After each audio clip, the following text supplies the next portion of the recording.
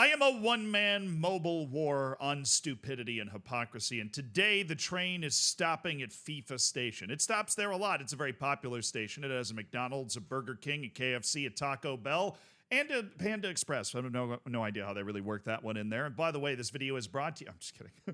But we are talking about FIFA in stupidity and hypocrisy today, which this is my wheelhouse. This is my jam.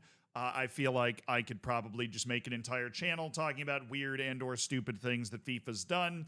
But at least according to its own rules, and this is definitely not always the case, FIFA is doing the right thing, even though the right thing in this case is stupid. But I'm warning you, it's going to get confusing and it's going to involve Equatorial Guinea, which is not something that is normally involved. Normally, you're talking about Guinea or Papua New Guinea or maybe Guinea-Bissau, right? But no, we're talking about the equatorial version, so a little hotter, kind of a little more south or north, I guess, depending on where you are. But equally important, right? We're not discriminating against Equatorial Guinea here. This is important, and we're talking about their national team. But in case you hadn't noticed, and you probably didn't because you probably aren't watching AFCON, even though you're tweeting about the fact that you are, Equatorial Guinea has made consecutive knockout appearances at the Africa Cup of Nations. I'm talking about the big tournament with Ghana and Ivory Coast and Nigeria, right?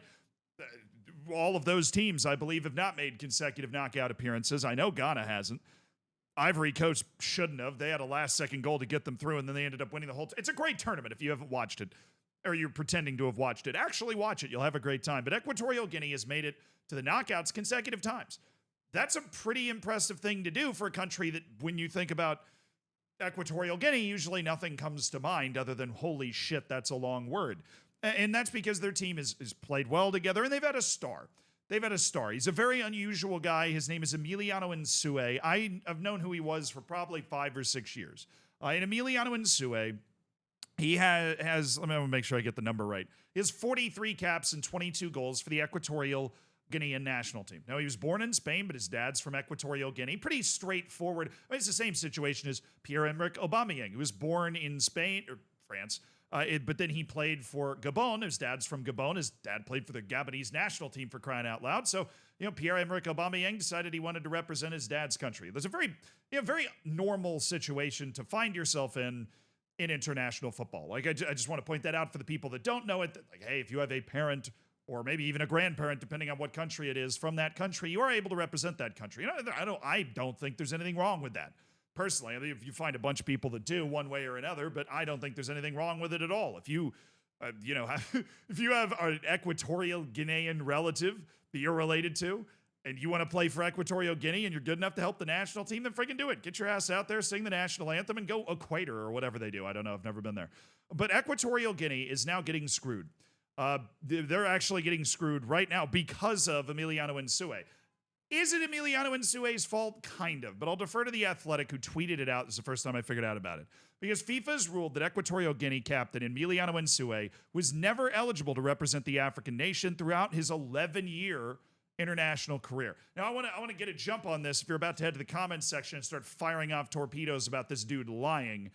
And that's not really what happened. His dad is from Equatorial Guinea, so something else is going on here, something annoying and bureaucratic and clerical, and that's where The Athletic shines. Nsue won the Golden Boot at the last Africa Cup of Nations earlier this year with 5 goals and 4 appearances, which would explain how Equatorial Guinea got into the round of 16 and made a lot of noise. I mean, hell, they made the quarterfinals in 2021. Emilio Nsue was there too. That's how I know who the hell this guy is. Right, I'm pretty sure he plays as a defender in the 3rd division of Spain, but he plays as a striker for his country. Like I said, this is a weird guy. Right, a very weird guy. He played at Birmingham City for a year in 2017, 2018. Like, who the hell knows? I would love to talk to a guy like this because he's just one of those people, when he pulls on his national team jersey, he's a completely different guy. And he has been, and I mean this, when you watch Equatorial Guinea, this isn't just some dude on the team. This is the talisman. He's the guy that takes the penalties. I believe he actually missed a penalty in the round of 16 match, which was a painfully close loss for Equatorial Guinea, by the way, at the most recent AFCON. Maybe I'm just completely misremembering that, but honestly, it's kind of not the point of the story. The guy won the Golden Boot at AFCON at the age of 33, representing a nation that FIFA is now saying he was never eligible to represent. So The Athletic digs into it a little bit here. In December 2013, FIFA ruled that Nsue was not eligible to play for Equatorial Guinea. following several appearances for Spain's youth teams, but he continued to represent them regardless. FIFA opened a new investigation into Nsue's eligibility in March, with the 34-year-old given a 6-day deadline to respond, but they did not receive a response. So basically, what FIFA is alleging is that they found out that Emilio Nsue was not eligible for reasons that I swear to you, we're going to get to at some point here. The Athletic just kind of buried the lead on that one, right? But he basically, because of the way that he made these appearances with Spain's youth teams, he's never appeared for Spain's senior team. Fucking obviously, it's Emilio Nsue here, right? This guy's never played for Spain's national team, but he made appearances with Spain's U21s, and that's kind of where the issue lies. But what's amazing to me is, like, FIFA makes a shitload of money.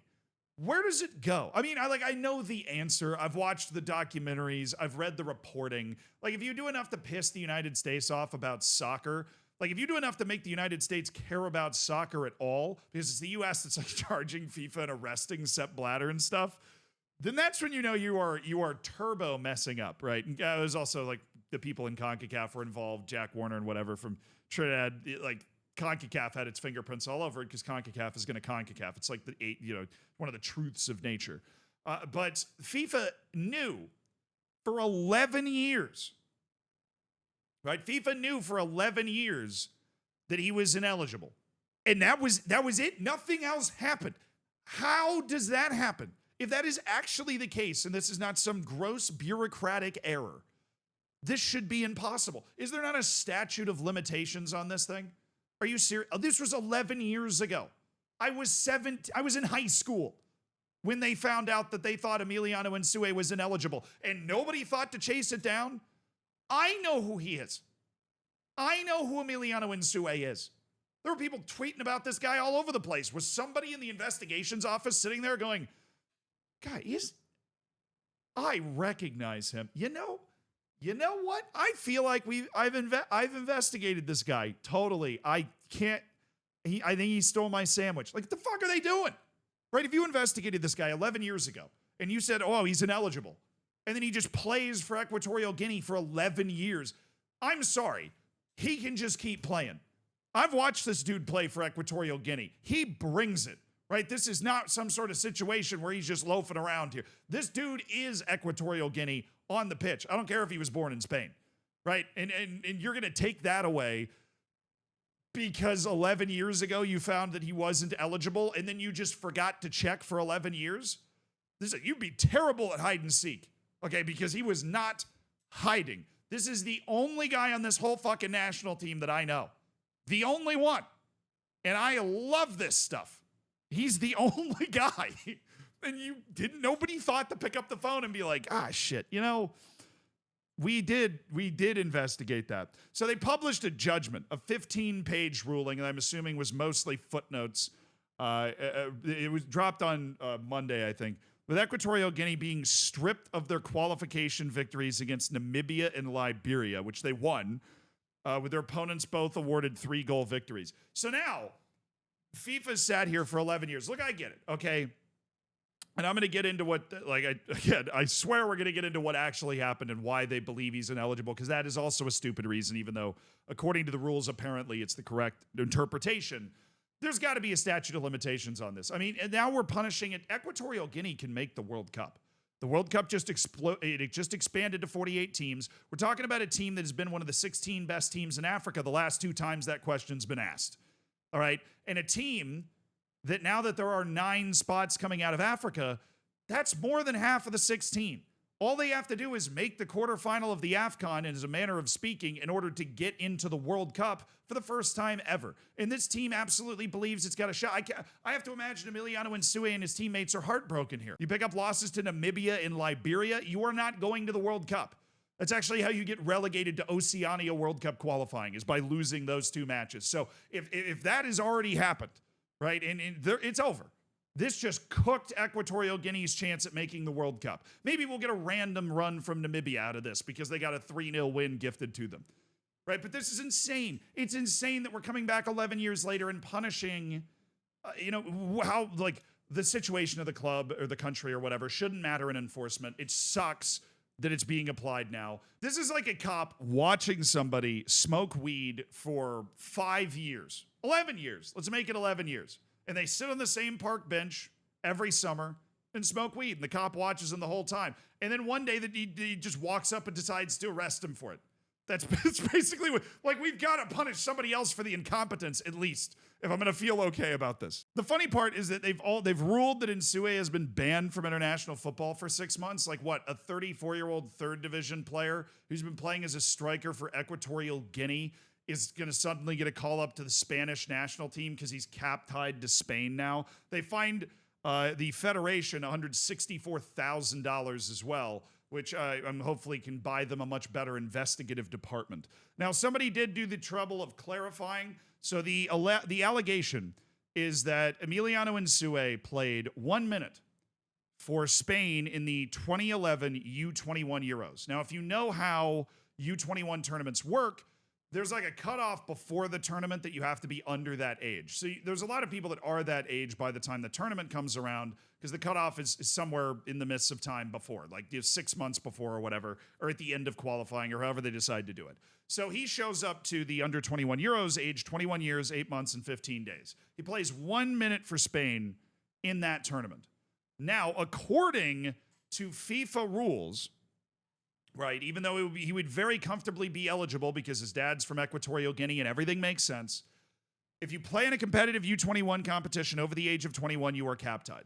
Because this was a competitive competition and he's over the age of 21 and he made an appearance, that counts as an official cap tie. Now, based off my understanding of the rules, something they don't say here, you are allowed a one-time switch, which means that, let's say they found 11 years ago that he wasn't eligible. Emilio Nsue could have just done his official one-time switch and locked in with Equatorial Guinea. Now, I don't know why he didn't do that, right? There's a bunch of potential explanations. From Emilio Nsue didn't really understand that he wasn't able to play for Equatorial Guinea. I would assume that if he did, he would at least seek out a way to change that.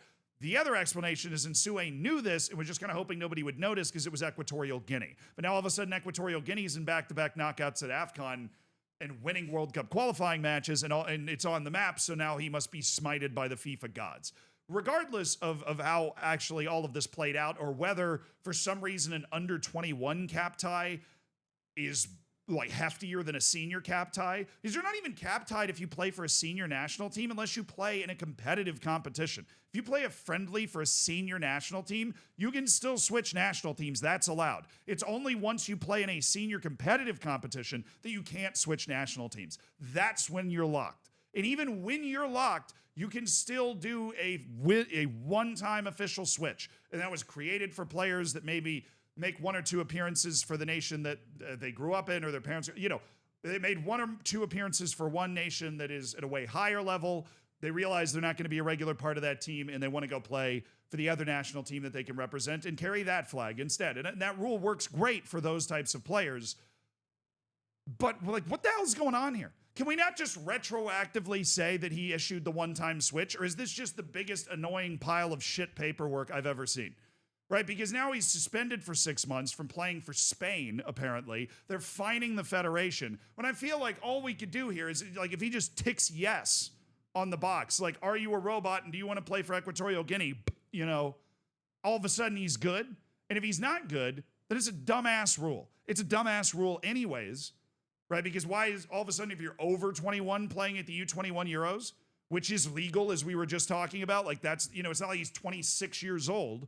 Right, he was in before the cutoff. He just happened to be over 21 by the time the tournament came around. That, like, all of a sudden, that's getting cap tied. And 1 minute, too. 1 minute's just hilarious. The fact that it was a single minute is the type of hyperbolic example that you would come up with to try and illustrate the stupidity of the rule. But he's done us the favor of creating that situation in real life. This entire thing is stupid. It sucks. We've been robbed of a potential run by Equatorial Guinea towards the World Cup. And we have been robbed of, and I mean this, one of my favorite players at AFCON over the last 2 editions, a guy that plays defense, but striker for his national team and won the Golden Boot anyways. Come on. There's got to be a way to figure this out. I mean, we've got a pile of incompetence on one side and a really easy solution on the other, where he just does the one-time switch. And if he can't do the one-time switch, change the damn rule. Change it anyways. It's a dumb rule. It's a youth competition. It's a freaking youth. How are you cap-tied from a youth competition, brother? How are you cap-tied from a youth competition? How?